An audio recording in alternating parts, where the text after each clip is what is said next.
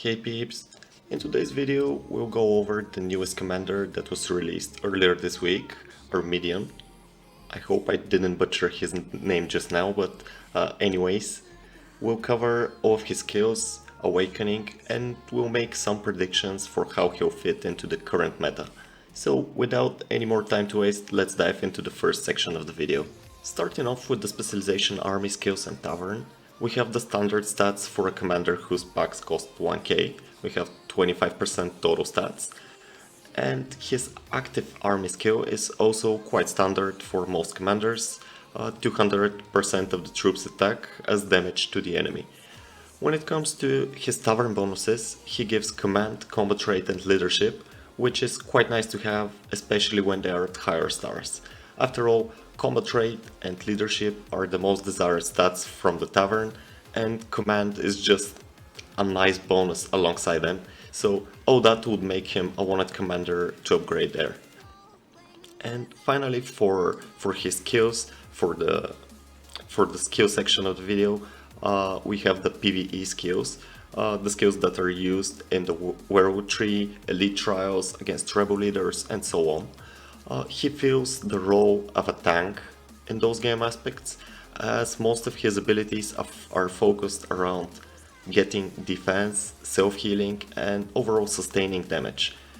A nice addition to his kit is his last ability, Armed in Gold, which gives him almost 2k more attack. And despite all of that being a nice set of skills, I don't think they are rewarding enough for his price, if that makes sense. After all, he's an expensive commander, but the PvE skill set is quite ordinary. And don't get me wrong, he'll be quite strong when it comes to PvE, but in my opinion it doesn't live up to his price. There are a lot of free-to-play commanders and cheaper paid commanders that offer a similar skill set in terms of value. Let's talk a bit about his awakening and his place in the meta. The stats that he gives when maxed are 56% totals, which is of course always appreciated, but for his ability it falls into the weakness synergy category. After 20 weakness attacks, he strikes 2 random targets with 80% damage and also increases their damage taken by weakness attacks by 5%. On first glance, it sounds really cool that we're getting a new commander for that synergy, but of course, like any other commander, there are a few setbacks.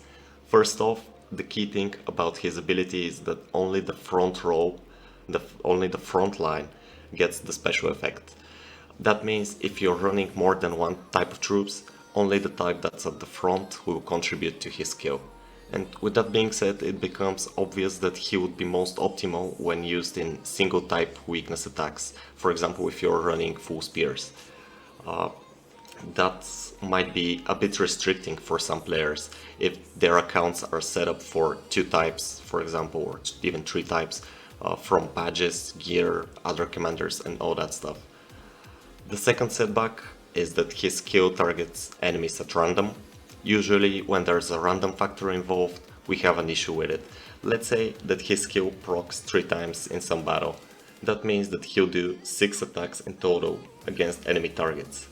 And 6 attacks, that's 30% increased damage, but in reality that damage is split in some way within the 5 enemy lines. Then the damage boost for weakness attacks isn't that high as it sounds on paper, and honestly, in the worst case scenario for this example, we'll have 4 lineups taking 5% more damage and 1 lineup taking 10% more damage. And this isn't much by any means. So to clear it all up, the attacks being random might lead to no impact on the battle if the debuff is split among all lines rather than stacked on a few lines. As a few final words for this video, I can say that we received an awesome commander, although there are some things that I'd personally change, like tweaking his awakening ability a bit and maybe his PvE skills as well. But overall, he's quite strong in all game aspects, and I think it's a must-buy for players running one type weakness attacks. Of course, if they can afford it because the price is high. So that was all for this video. I hope you enjoyed, and until next time.